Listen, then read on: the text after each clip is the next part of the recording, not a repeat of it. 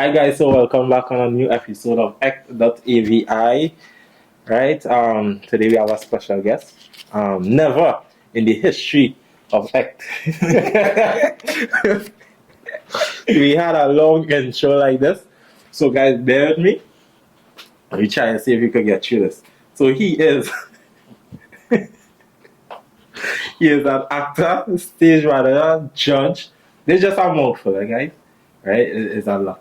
He has an extensive and years of experience.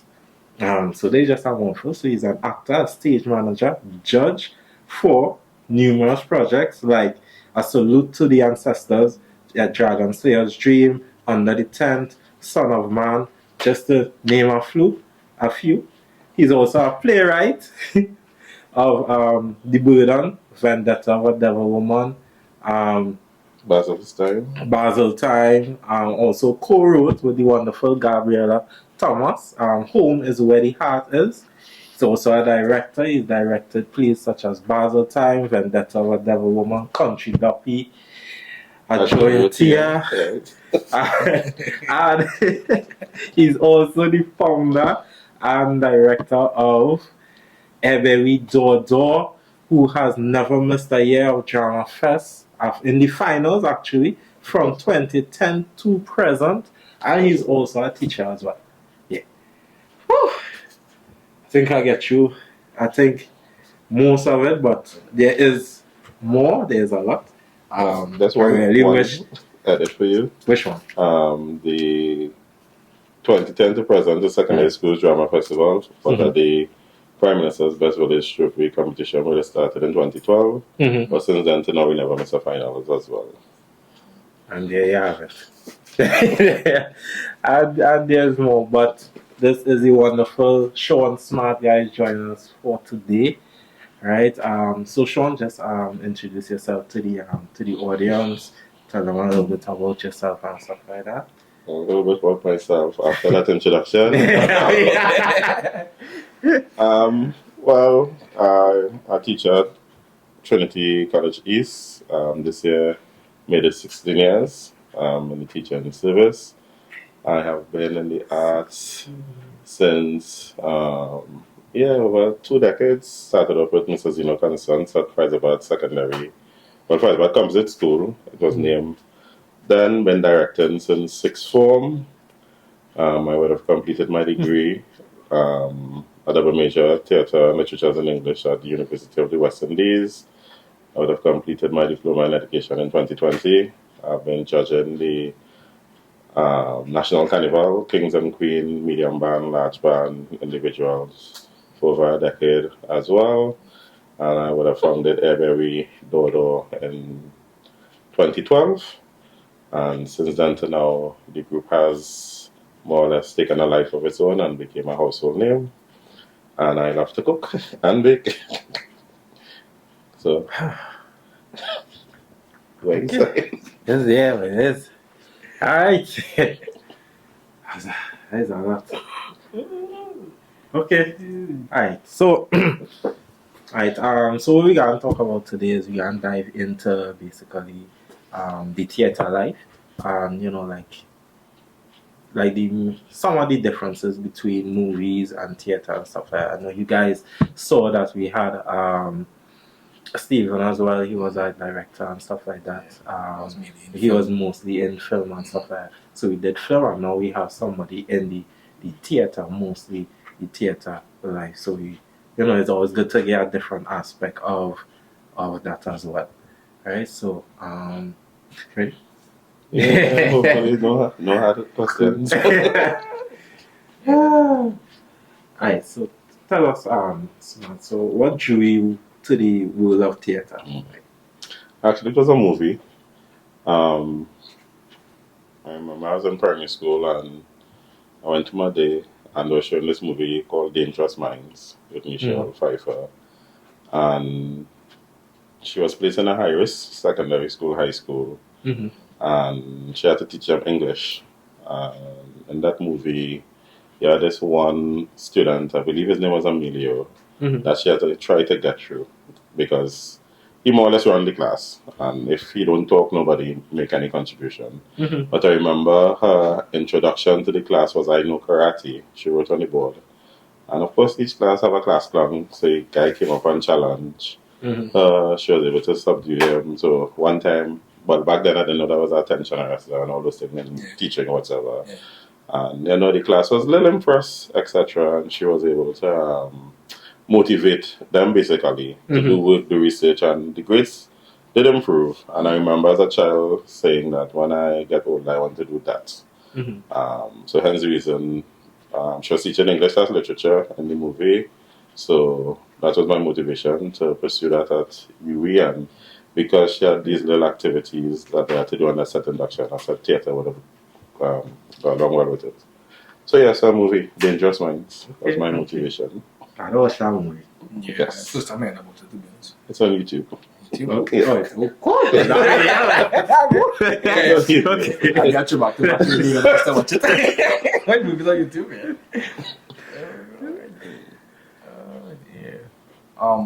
Well, from here, you said that so like it really came from like the impact you get from the teacher influencing the students. You said that's already what caused that. So from there, you took yourself, you would use. Yeah, when I got older, that is something I want to do, and that is in the engagement I would like for my classroom, and that was my inspiration to follow through in the arts. Okay. I say the English degree is a little underutilized, but literature, because I've been teaching theatre, but I mean, we have plays and stuff that we discuss in class based on the CXC syllabus, so I get to apply some of that knowledge there. Okay. Cool. In terms of film, right? Have you before I get to the next question, I just wanted to find out if you ever worked on any film before. Because the next question is kind of mean null and void.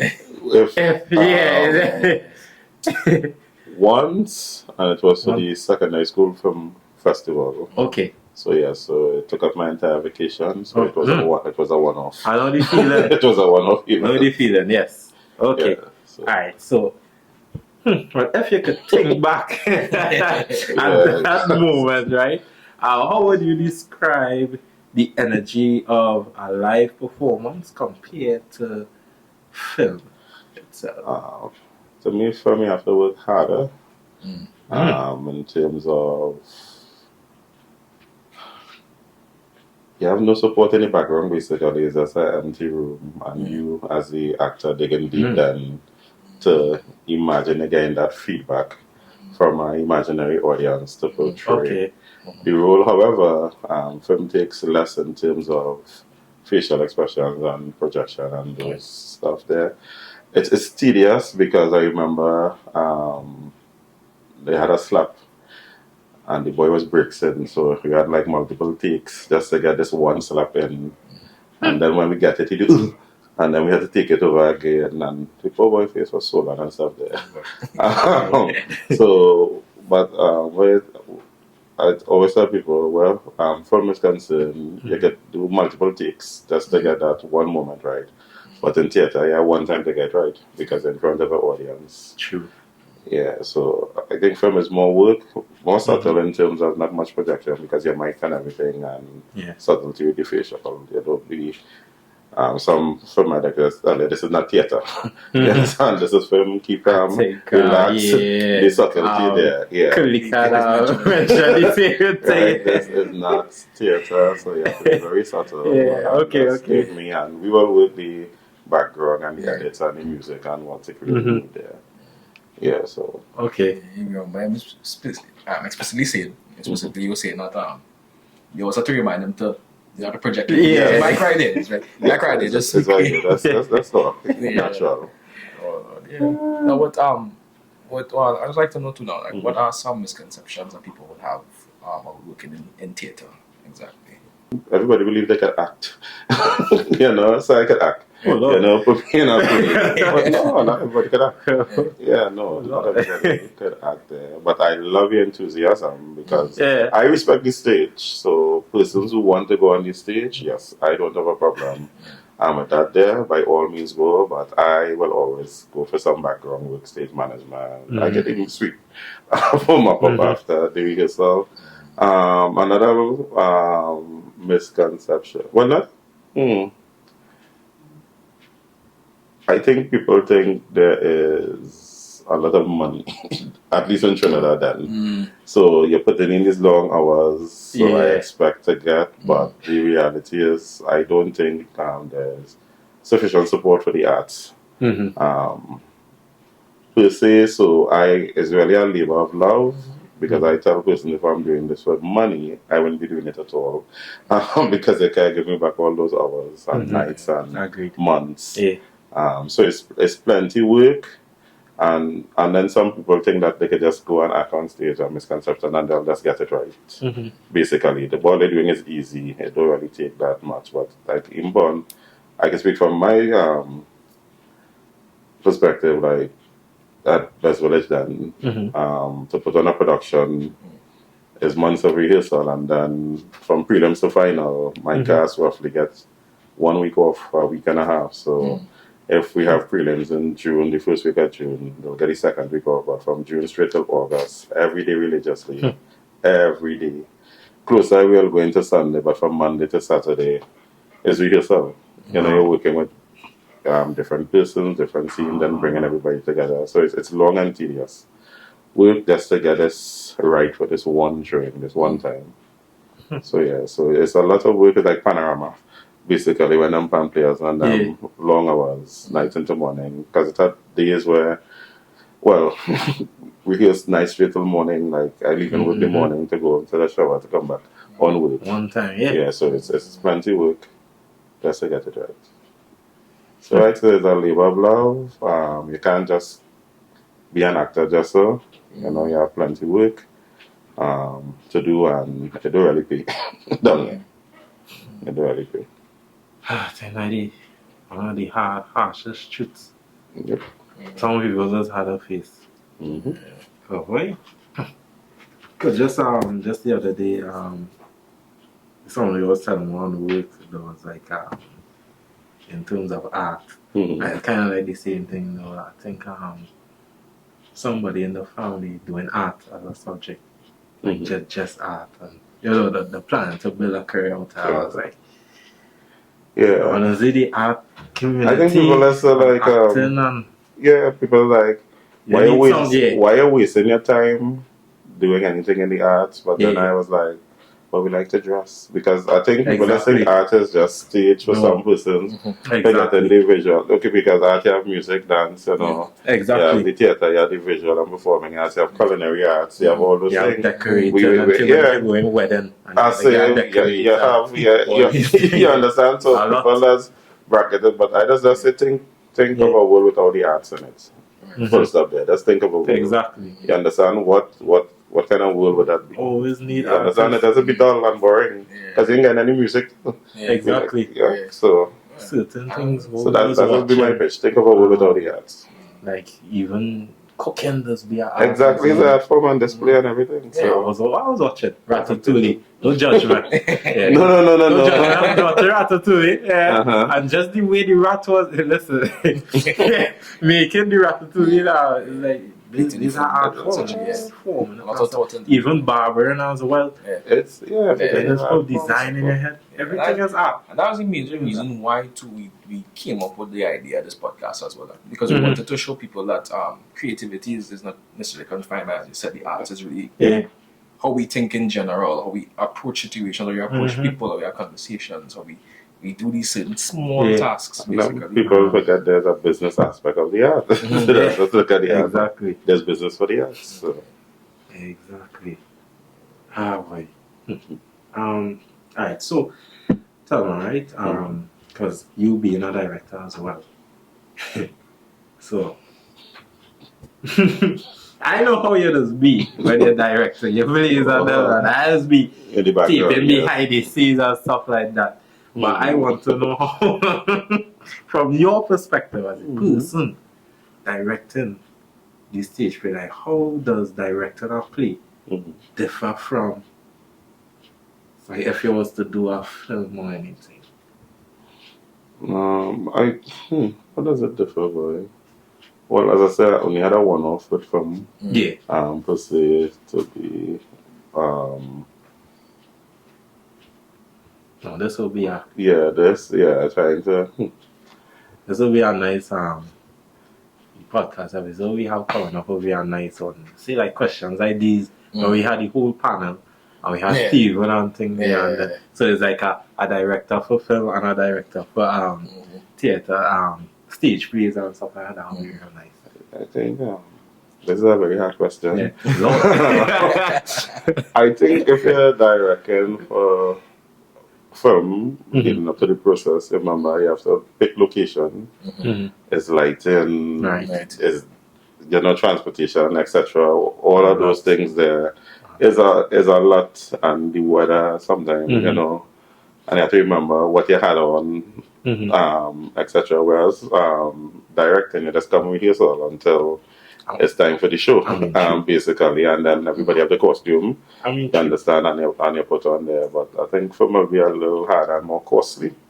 I think because sometimes you go out, you set your days and time there, and then rain, you reach when you everything, and then nature decide to act up, and everything kind of plan, and then and you can't get back that day per se, especially based on who you have on your team there and contracts and payment and whatever.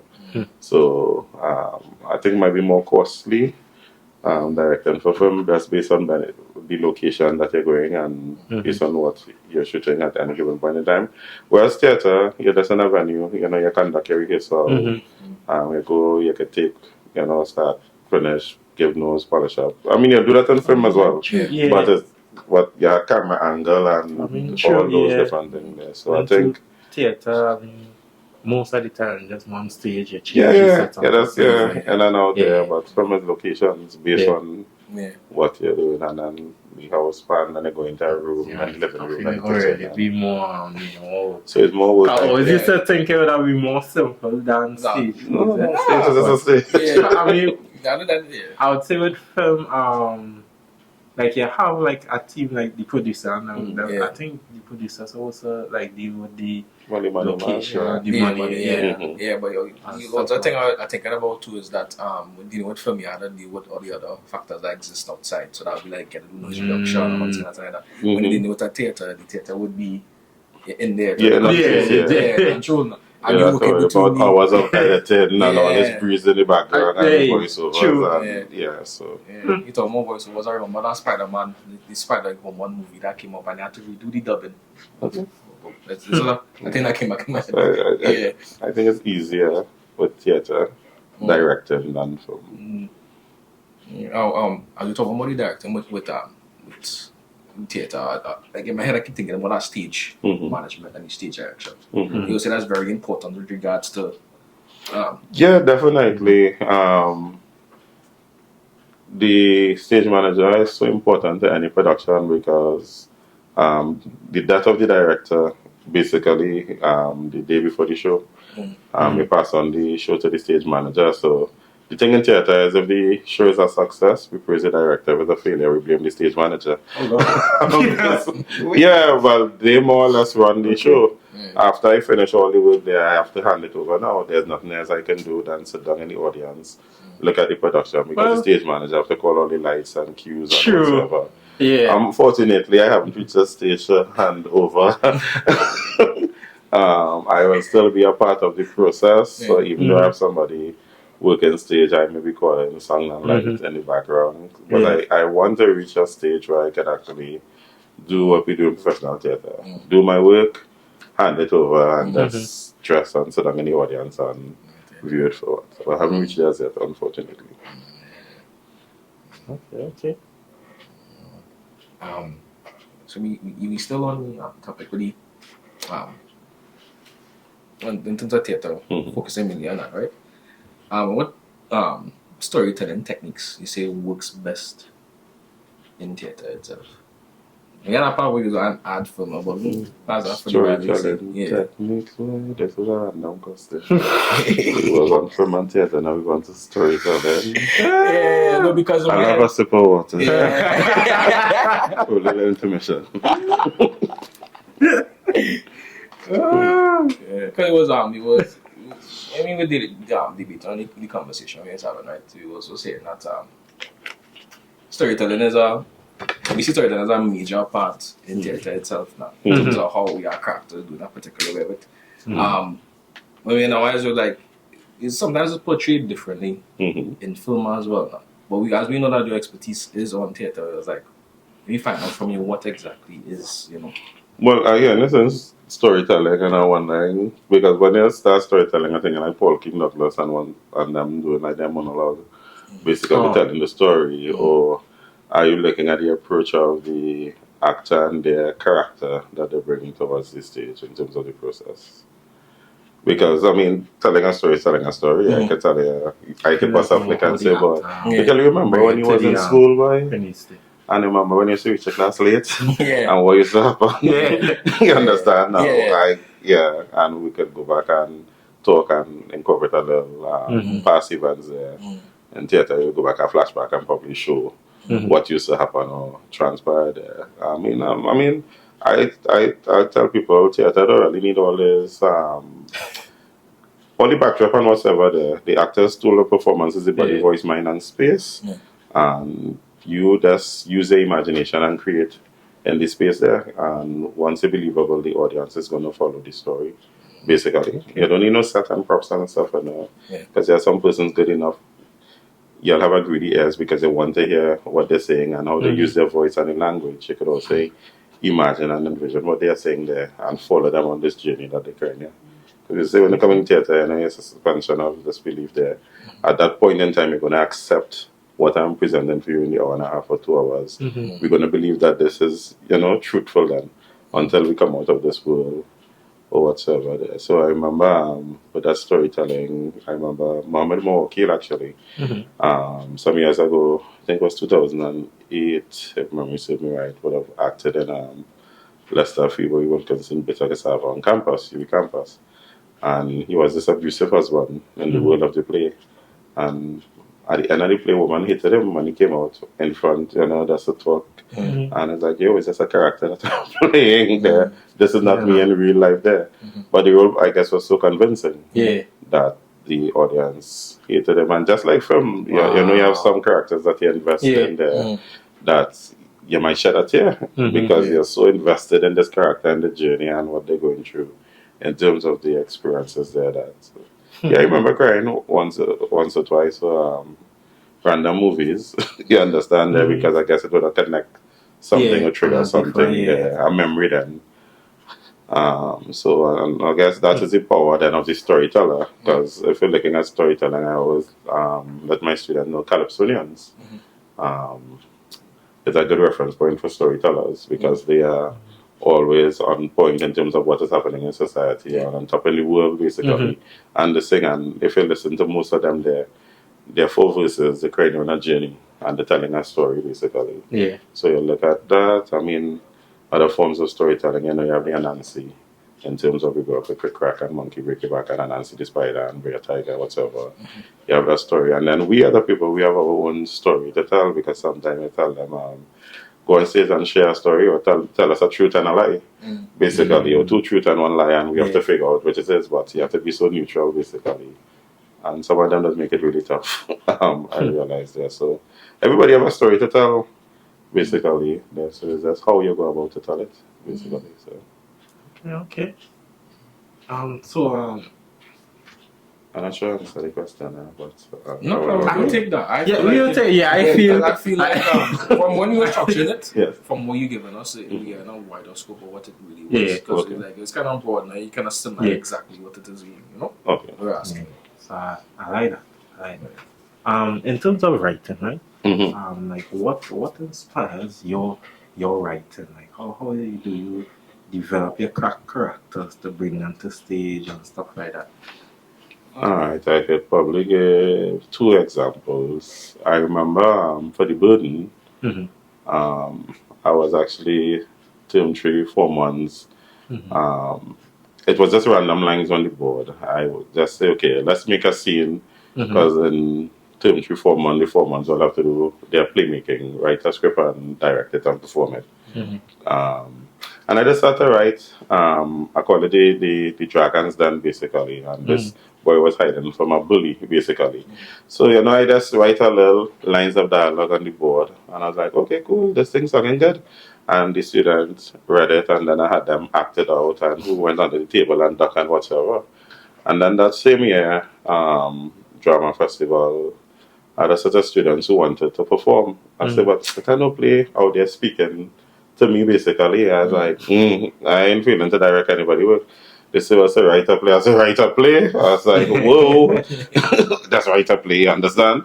Right. And then I took that, actually, the few lines of dialogue I would have written on the board there to build a story out of it. So that's how they burden.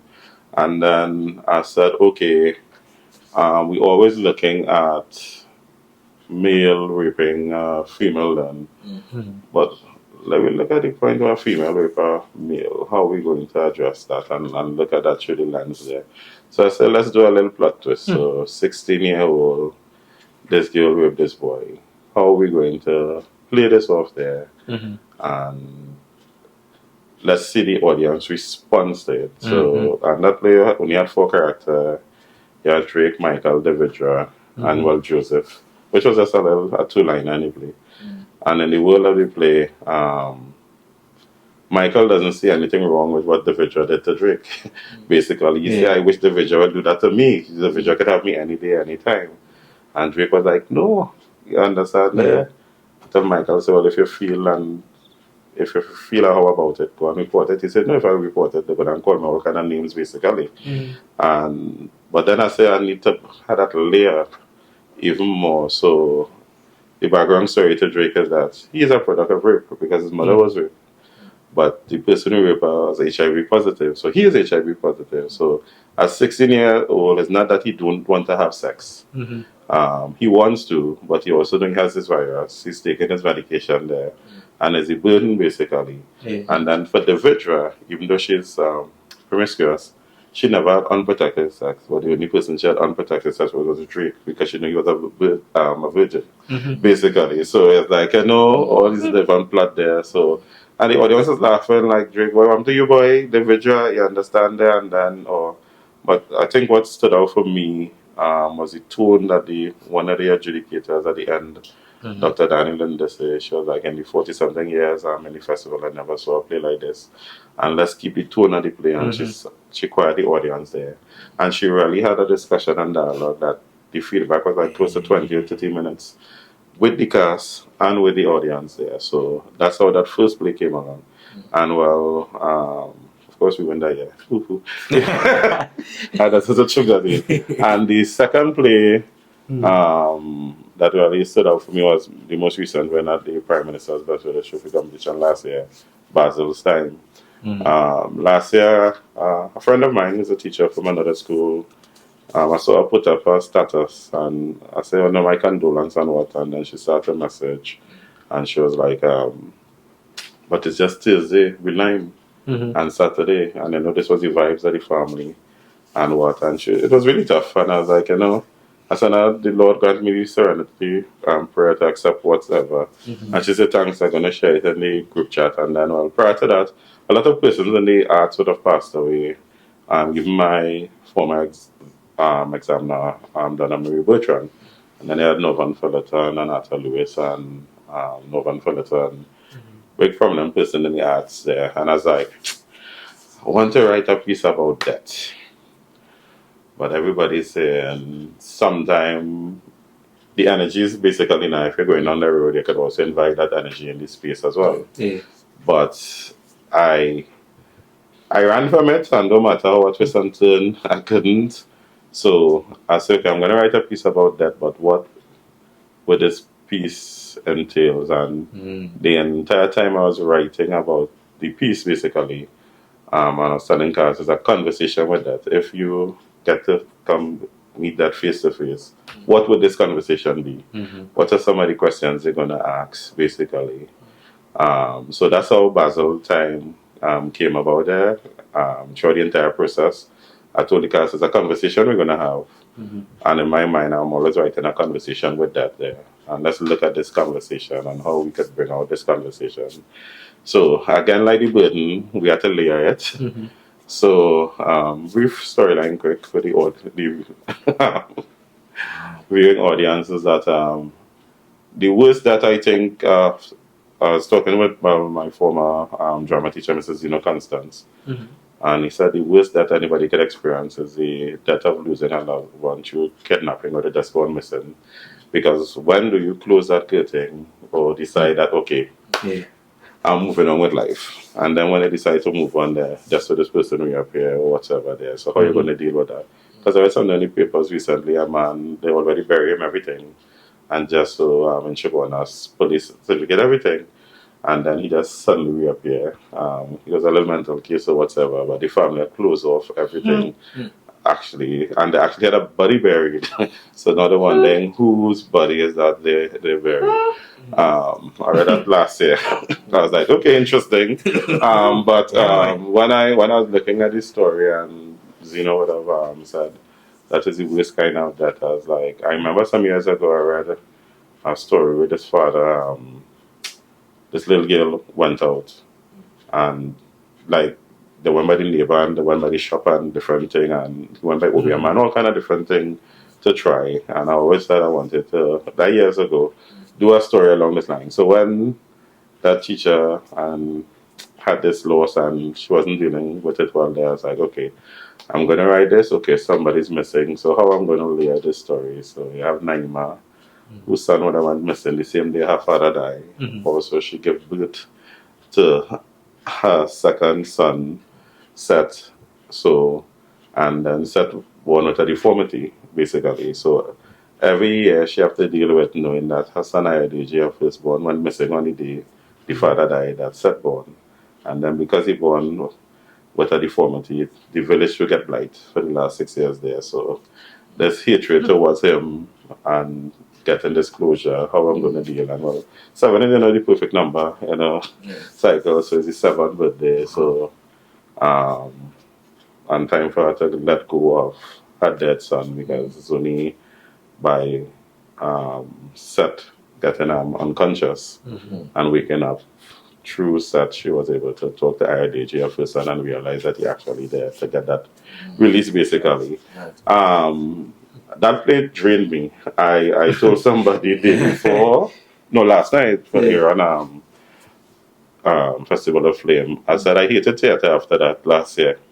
I had nothing more to give after that play.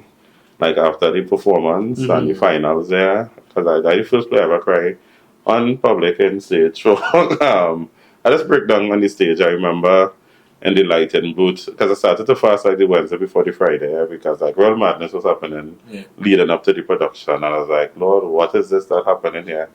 So I said I'm gonna do a liquid prayer and fast, and I remember coming down to the end and certain things the cast was doing that I was telling them right through his all, they never did, and they actually did it. And tears just started to flow to my eyes. And I remember in that moment in the lighting booth, I was like, thank you, Lord, the fast was with it. I tell the lighting guy, I say, hey, don't tell him I was crying. Crying on his shoulder, or else nothing was and whatsoever. And then I reach on stage and they hug me, and then, I just break down. So, and everybody waited for me to come center stage to think, I can move from there. I wasn't there. So, but it drained me. So, the writing took a lot out of me. But most of the plays, I guess, were heavy plays I would have directed over the years, basically. Only one light play, I think, was Country Duppy in 2019 with a little laugh, And the cast, the actual comedy, we played second that year. We lost by 0.5, and the time of the moral of the story gave the cast what they want. I was like, yeah, right. So, yeah, but most of the plays I normally do is heavy, but I think I needed that, and even I remember a director from another group. He didn't know the play. I said, he said, hey, I see your top prelims. I say, yeah, and when I told him the play, he said, if I had known that was the play you're going to do, I was going to advise him not to do it. I was like, okay. So, yeah, so persons even have a problem with us talking about that. Some persons are not comfortable with it. So. And I was going to ask you, like, how you does know, like, I don't know.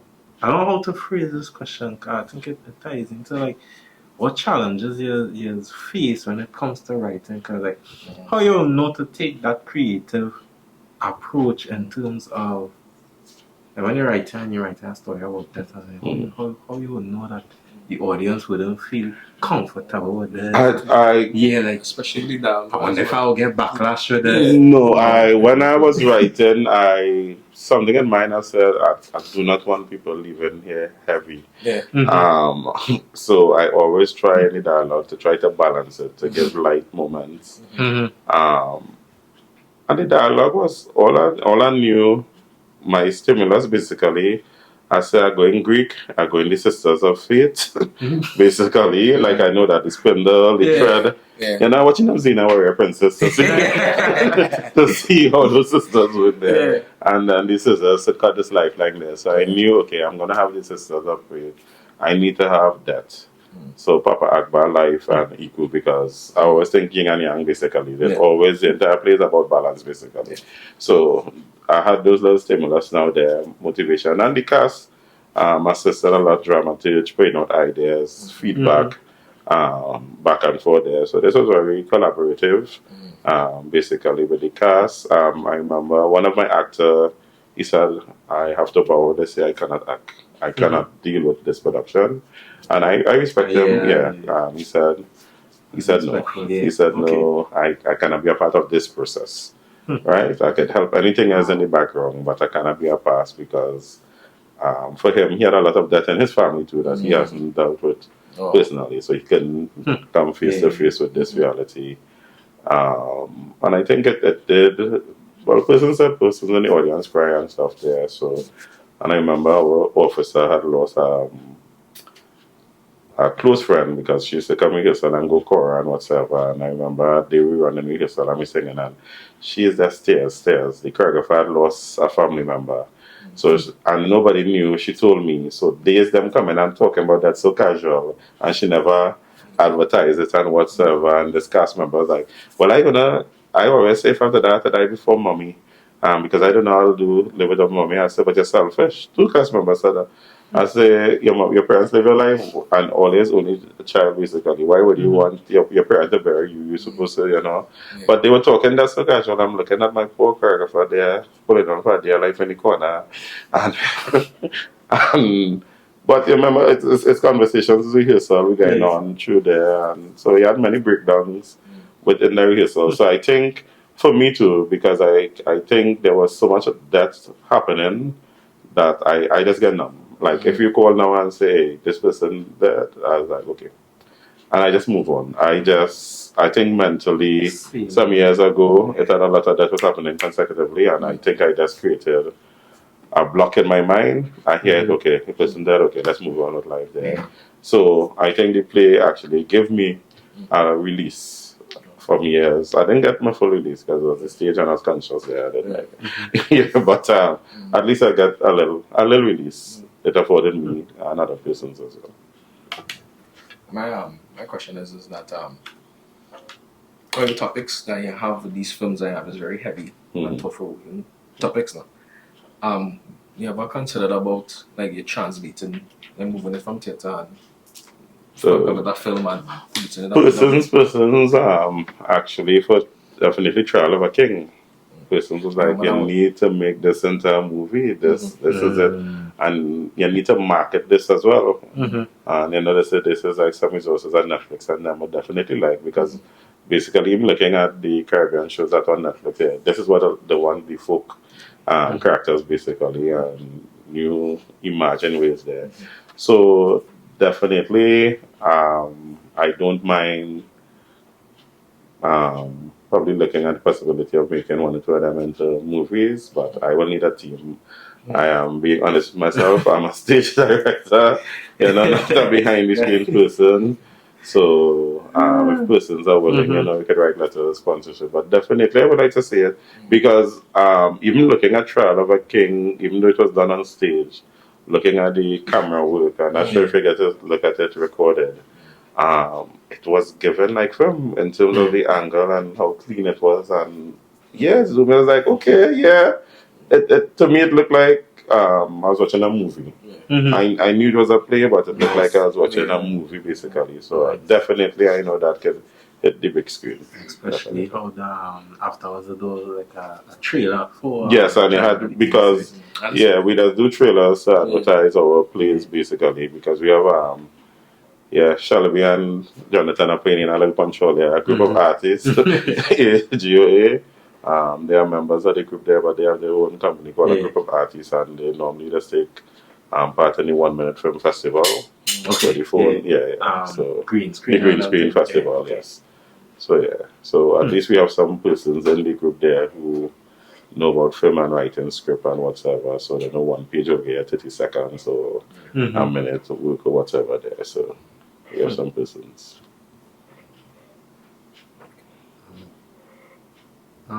In terms of your process, right? What's the process of bringing your script to life on stage itself? After you write, you go through the whole process. I think I just have my. Well, I don't ever go in a play not knowing what I want to do, basically. Right? So even before the cast, once I always have an idea who would be best suited possibly for a role. But if somebody come to challenge, I remember for Trial of a King was a little risky because I think some of my actors got comfortable and they feel like we inside basically.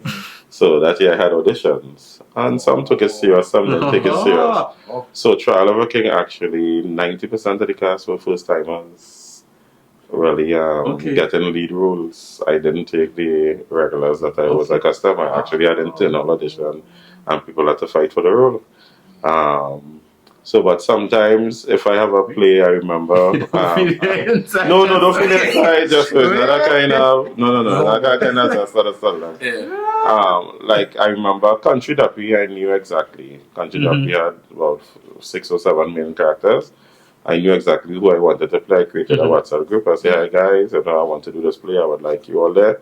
If you're not available, you can leave the group chat. No hard feeling whatsoever."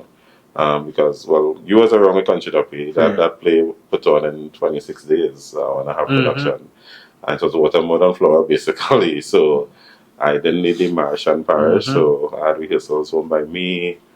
They have something by me when they go. There's called it a panic room. When they had to go and get serious, they just go in the room and bowl down the place. And okay, we come back up. Okay, we good. Yeah, and I remember the post-mortem, the cast said that they felt disconnected with the production because there wasn't a part of it. I said, well, dancers and singers, I didn't need all there. No sense. I mean, we're playing with 26, 27 days there. Yeah. I had to get the lines off, you understand? And then the 2 weeks before, then we started with the dance and the music basically. But then they also say, but if it was there, what would I be doing anyway? Nothing. But they just like to be a part of the process, basically. Right, so but for Basil times I didn't know who because this script was writing like this script for prelims finished the Monday and I think the prelims was the Tuesday or Friday. So I get a real backlash and like one of the actors because lines were still changing or whatever. So I take it because I mean he was correct. So I take my blow, just blow my out, don't worry. That I the director, I don't the final say sometimes there. Right? My process is very flexible there, right? So because I think once there's a buying from the cast, it makes your work easy. Some people like it my way, I know when I want it. No. I'm flexible. I say rehearsal is the time to bring whatever you have in mind to the table and I'll let you know if it works or not there. And I think my process, a lot of things happen organically as well there. Sometimes we might just be there and somebody do some strippiness or whatever, I'll pull a line and then we find the thing work and we're like, let's put that in the production there. So, but the beauty about it is that some of them like Kisto then, Kisto started off with me at Form 1. Kisto was like 26 now, you understand that? And Kisto has been with the group from since Form 1 as a doing in Bitakasaba in 2012, basically. So I remember another group said that I guess the advantage you have over his group then, he says that you have persons who want to do it there and then you have a core set of persons. So if you look at those big theater houses basically. They have their resident player, just like International Theatres Company. You have a resident player, they have a player, and you know exactly what role is suited to. So sometimes, based on the play, it allows for audition, or sometimes I just say, okay, these are the persons I have in mind, want to play the particular role, and it's either they want to accept or not there. So the person's not bad, but if I'm doing somebody's work, I read several places. Like, oh, that's the name with Basil's time. Basil's time was nowhere wrong, eh? We were five scripts. We came down to the top three. We actually supposed to be doing Belfanto by Roach at a Begonian play. And then I had just written like about 2 or 3 scenes in Basil time. And then the cast said, we like this that you're writing. I said, I'm not a playwright. And all of this is going to take long. They said, no, we're going with this. Yeah, we're going with this play. So we read 5 scripts, narrowed down to 3, and then we wrote first, second, third, and Belfanto 1. But then when I get them this there, it's like, we go with the original play. I was like, oh boy. Wow. Yeah, so Basil time could not have been a time basically if they said no, we was going with the other. But because they said they like what they read and they see the potential, and that's how Basil time made it to the end. And it was my first time writing for the Prime Minister's Best Village Trophy competition. That was the first time writing a script there. And it won, and we got the first Northern Fullerton Award for a challenge trophy award there. So kudos to the group. Yes. Right, but processes, read the script several times. You could have write it and hide it. And hide it, yeah. Well, boy, a little joke inside. A little joke inside, and we get to talk to the other person. But, yeah, man. So I was helping another group, and I went there rehearsal once. Because it's a new group that start off in the east. I call the location, they're not to make them up. The director asked me, I said, okay, Tuesday is my only free day because I'm starting my rehearsal Wednesday and I don't have time after that. I'm not enough time. And I went and take a look at the play, and they had the character Basil in it there. A nice little storyline whatsoever. And it's only post I hear my cast members saying, so people say you come to rehearsal and you take the idea and I develop it and I play. I mean, whoa. Lord. And I'm laughing because the name of the play, I didn't give the name because I was working with Zeno Constance basically. He's an established playwright. And he suggested 3 or 4 names. And Basil Times was one of the names. And I was like, yeah, Basil's Time, I'll do it. We had some kind of French name that Aaron them with a guy, I have more plus something or something. I said people have a problem saying, hey baby, you're gonna get them. So I had to choose between 2 lesser evils, and that's how they named them. And I was like, look at me now. You know, do a little olive branch, go out to help, and people accusing me of coming and take the thing there. I was like, wow, yeah. So Basil was really a time basically there, so yeah. But yeah, so that's my process basically in approaching. Once I know for sure, after I read several scripts and I know for sure what I want to do, I just sometimes start to visualize basically. And a little secret, most of my inspiration comes from shower. I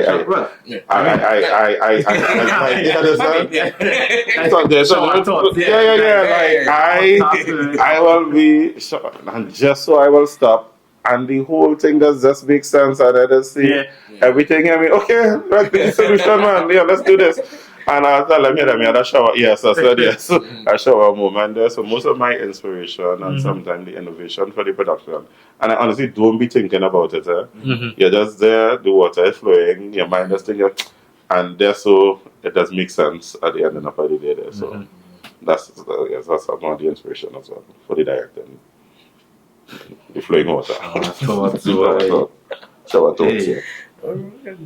No, I know you had slightly touched on this talking about it earlier, but I wanted to know too, like how do you work with actors to bring out their best self for their performance? Lord. Not an intermission.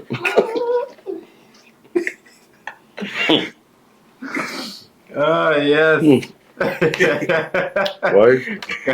I would have been behind it. Project. It's a lot of work. There's a lot of work, but for new actors, is meeting them where they are and building from there. for seasoned actors, they could get a little extra booth. Because I demonstrate a lot. Sometimes they don't understand. I remember musical director Giselle Glasgow will say, Shawn, you know what you have up there, but they don't know. And she was like my translator now because she will translate. I will talk to her and she will translate and say, hey. So basically what he's saying is blah, blah, blah. So she said, yeah, the thing you just be communicating it there, but you don't basically. So she was the translator. Right, and then she got a job, so she can't be around as often there. So, working with actors, I always tell them, even from UWI, read the script because each time I read the script, you're going to find something new about the character. Yeah. And most of my directing is justified from the script. And Louis McWilliams, one of my lecturers in UWI, would have taught us that there. Just read the script over and over and over and over and over and over. And every time I read it, there you find something new in the script or as the character. Then we do like theater activities and games and whatsoever to get in character through different scenarios or whatsoever. Lots of improvisation basically. So you have an idea you want to see, let's do some improvisation. So you set up the parameter basically, and you see, because I think for Dance Bongo in 2016, an entire song came out that was added into the play. I say, okay, you're in a market, you have to sell this produce there, let me hear what they come up with there. And they start up a song there and fish think big thing to get it here. And anything to cut today and whatsoever, and Chinatown and cocoa tea and that became my entire song and songscape in the production there, but all that was improvised. I was like, you're in a market, sell your produce. Wow. Let me hear you're gonna sell your produce there, and it became a musical in the world of the play there. But I mean, working with the actors, for me, one-on-one. That's why I said, like, even before Best Village prelims and post Best Village prelims, post is more is Shredder, basically. But you have specific days for actors, individual and scene partner. So okay, attacking Act 1 today, attacking Act 2, you understand, or these characters there. And there's just a lot of discussion. So okay, so talk to me about your character. So they have to do a sketch analysis and a background work. And when you hear two of them have different stories, I say, well, something not mentioned there because you say I met this one, so this one met this one, so and both of them get to hear. So like me, all I have on the hot seat right now there. So hot seating is some of the activities that you'll do as well there. And just make sure and I myself when just hot seat, other cast member could ask the character questions. So hot seating, reading the script, one-on-one work, and trying to ask them to explore, okay, I envision this, so let me see what you will do. And then sometime when all of that fail, I go and demonstrate basically. So this is what I envision the character doing at this time there, and I'll go on stage there, I become the character there. I say you don't have to take everything I'm doing there, but you could pull out some from it there and build on it there. But this is what I visualize because I knew, like for Basel time, I tell the cast, I say, yo, the final scene is fire. I would say, you're going to have dance there, you're going to have thing there, sing, it's going to sing there, thing. Me, it's going to happen up to now and now, but this is what I see happening for the grand finale. And it happened, but I didn't know. But I knew I wanted it to happen there. So those are some of the things in terms of working with and then some of the students who are graduate from University of the West Indies too. And then Kisoda went away and study as well, some theatre and Chanel, and they came back because the beautiful thing about the group there, some of the members go on to further their study, but they come back and give. So what they learn, they will come back and invest it to the new group and give them. So they'll work the strategies and whatever they are, and comfortable enough to say, okay, you take this bunch and go and work with them in the scene. So I don't have to always be doing everything there. So you have that support. Okay. From the group members. Okay.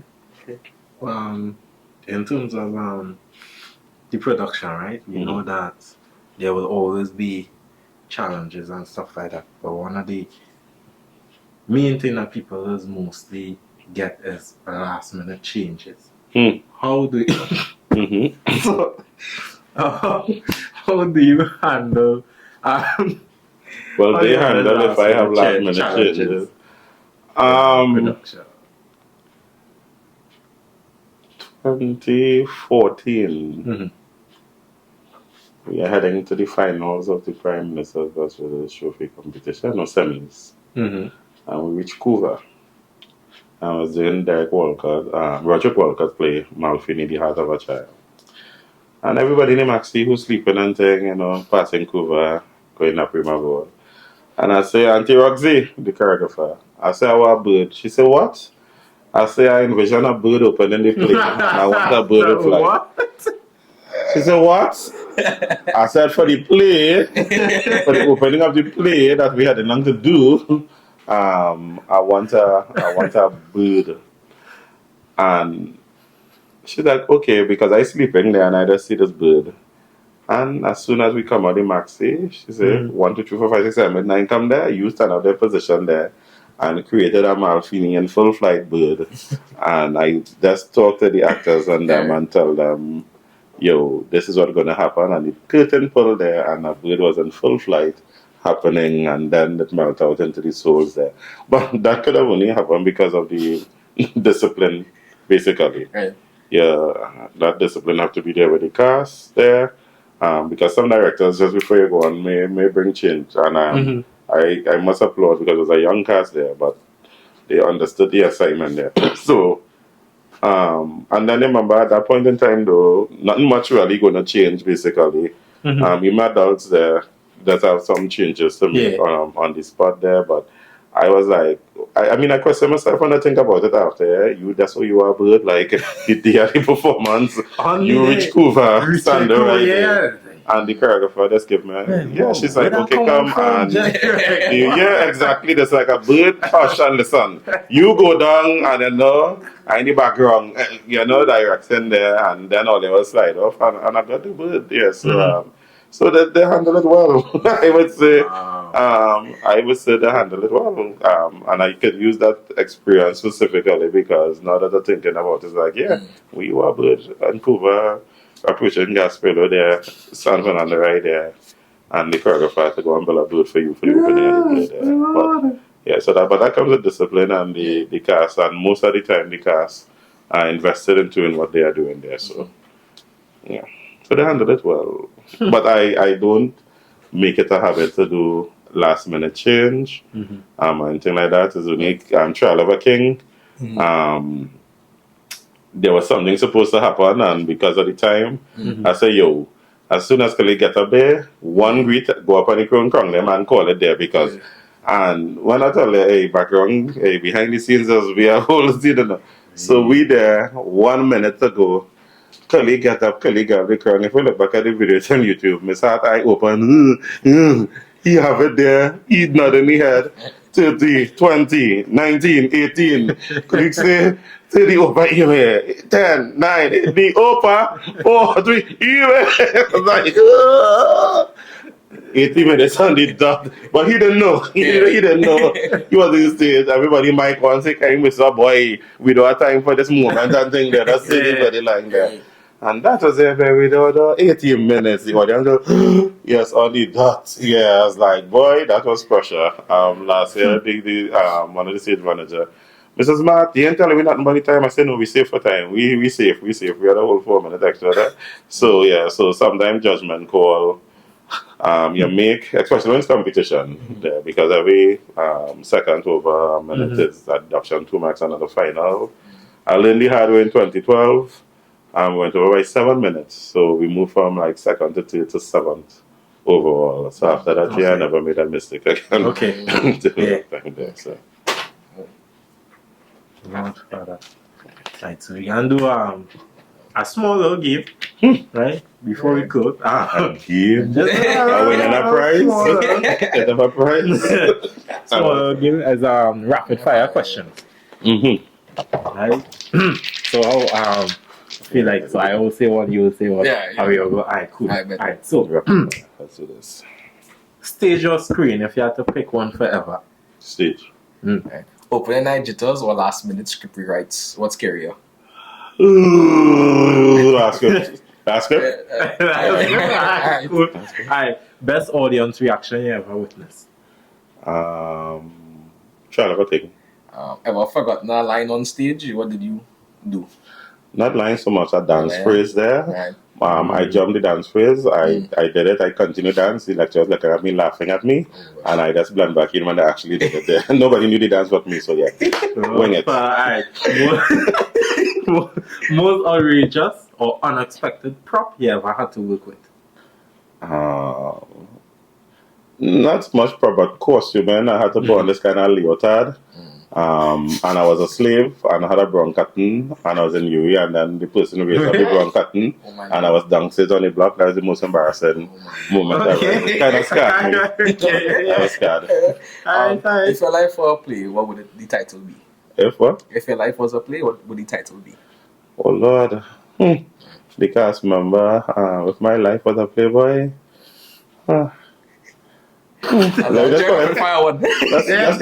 That's smart took us. Smart took us. Alright. Okay. Alright, dream role. Any character, any time period, no limits. Any character, any time period, dream role. I think it would be a character from X-Men. Okay. Jean Grey. Who's more dramatic? Actors, directors, or playwrights? All of the above. But if I have to put me, that affect them psychologically. So I'll say me as the director. Okay. Alright, if you could swap careers with any famous theatre legend for a day, who would it be? Nobody could do it but me, sorry. Come on, alright. Worst or funniest theatre mishap you've ever experienced? What's the funniest theatre mishap, boy? The experience, boy. If we come back to that question. We can come back. Yeah, I have a funny one, actually. Yeah. Alright, what's the weirdest pre-show ritual you ever seen or done? The weirdest pre-show ritual. Everybody remembers weird, so it's the weirdest. And I go to pre-show ritual, boy. Nothing, because all let's be vibes, so it's not nothing weird there. If you could stage or play anywhere in the world, where would it be? Where would it be? I think it would be. Let's go back to the British. Not really, but when I say the Thailand or China came to mind. Okay. But, yeah. In my head, when you said that, I was picturing Rome in my head. Of course. For some reason, yeah. And I did it. Oh, the gladiators. Not that serious. Are you not What's harder, perfecting an emotional monologue or nailing a physical comedy bit? Comedy is hard because comedy is punchline there. Once you miss it, that's it there. The joke could fall flat, so comedy. Okay. Describe your last theatre experience in 3 words. If I say never me again. Never me again, and that's 3 words. At least in a play like that, because as I explained earlier on, it took so much out of me. Yes. So. Okay. Alright, so final bow or hearing cut on set, which feels more satisfying? No, that good and call that bow. Final bow. Yeah, that Nice. final bow. Oh, alright. Yeah. Okay, cool. Alright, so I know that we're doing this podcast. Again, we want to thank you for coming and giving us the time and stuff. And we know that all you see, we're looking very dashing, very, very handsome in our Echt.AVI t-shirt. I didn't get one. I asked them if I was getting a price for the question. That's right.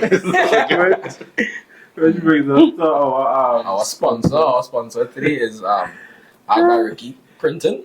I'll show you a little something he have here going. Hello. Right. And we are also sponsored by Stories with Steve-O. Right. Thank you very much, everybody. All the links, everything will be posted in the description of the video, guys. Be sure to look out for, future stuff like that. The link to every Dodo page and stuff as well will be in the video.